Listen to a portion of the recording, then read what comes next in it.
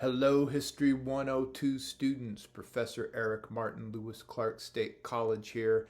And let's talk a little bit about some things you should know before you start reading the documents in Chapter 15, Overseas Expansion in the Early Modern Period.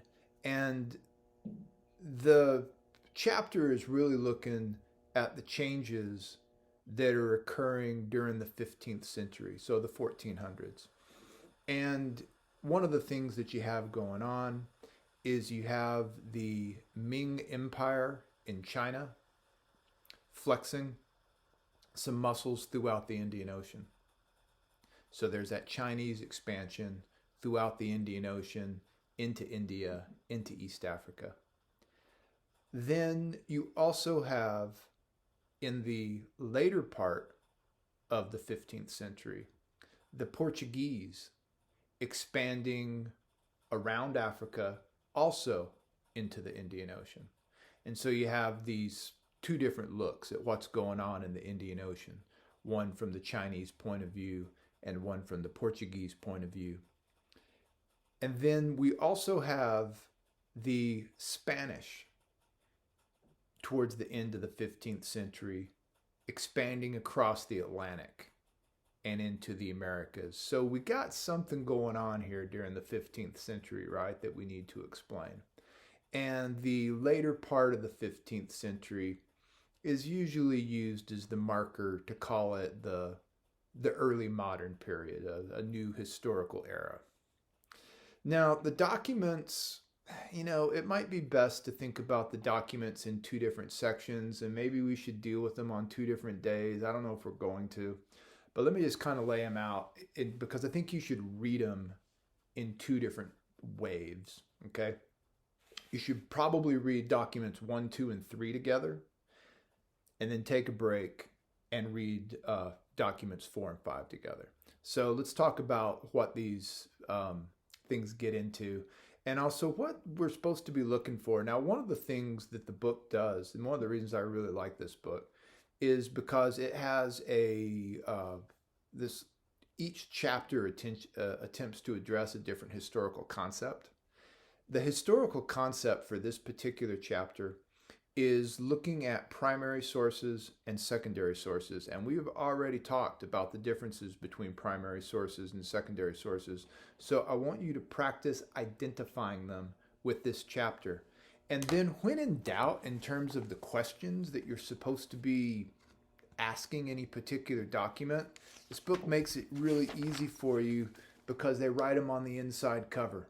The primary sources on the front inside cover, and the secondary sources on the back inside cover. So check that out. So anytime you're trying to think, what am I supposed to be thinking about? Those are the questions. All right. So the first document by Nicholas Kristof, 1492, the prequel.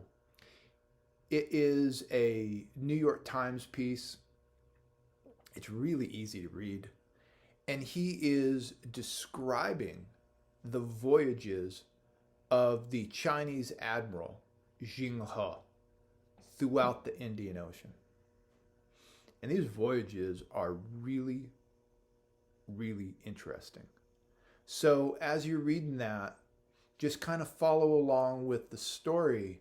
But what was Jing He's fleet like? What was he doing in the Indian Ocean? Who did he bring with him?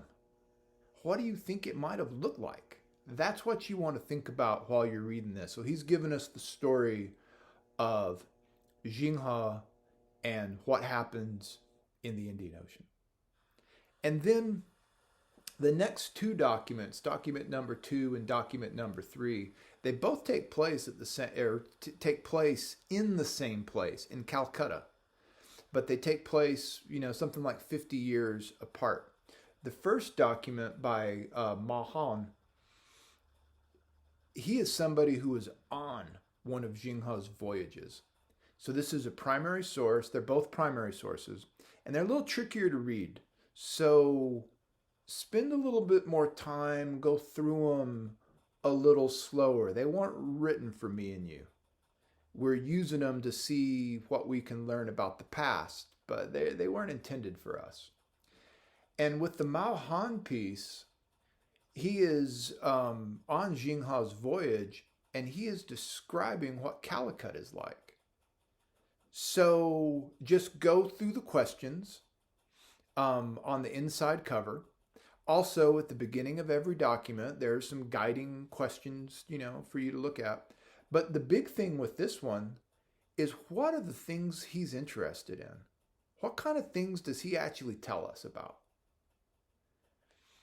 Because the things that someone actually thinks are important enough or interesting enough to write down can kind of give you an idea about what they're thinking about.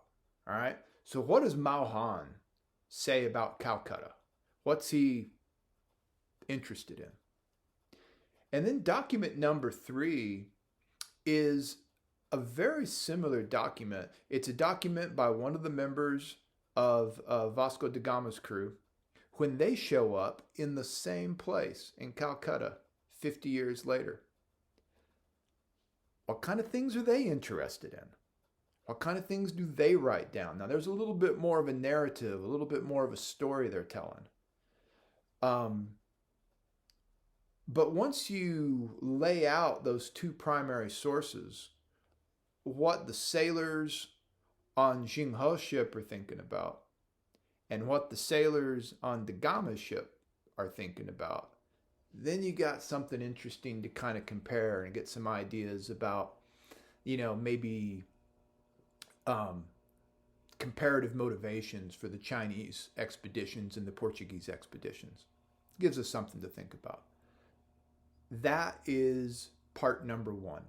Document number 1, 2, and 3 really focused on the Indian Ocean, one from the Chinese point of view, one from the Portuguese point of view, and we might be able to come up with some ideas about what the people in Calicut are thinking about through the 2 sources. The next 2 documents, document 4 and 5, focus on the Columbian voyages, and they focus on Columbus's first voyage. The first document is a primary source straight out of Columbus's journal. It's a letter that he writes to King Ferdinand and Queen Isabella. What does he tell them? All right. And then the other question you have to ask yourself is, why does he tell them? And again, as the primary source, that one's going to be a little trickier. It's going to take a minute. So give yourself some time. And then document 5, Kirkpatrick's Sail, where it's a secondary source. It's easier to read.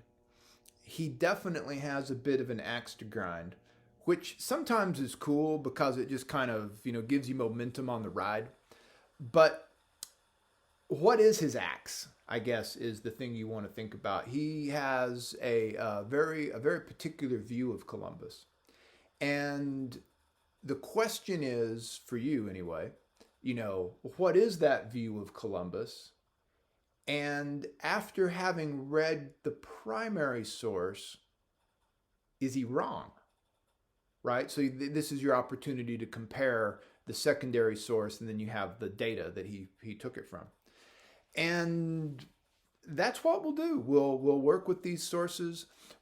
Again, the primary sources, they take a little bit more time to read. You have to sit down and work with them a little bit, take good notes on this stuff. But this ought to give you some guidelines for approaching the readings, and hopefully it'll make our conversations about stuff a little bit easier. And I will see you around campus. Thank you.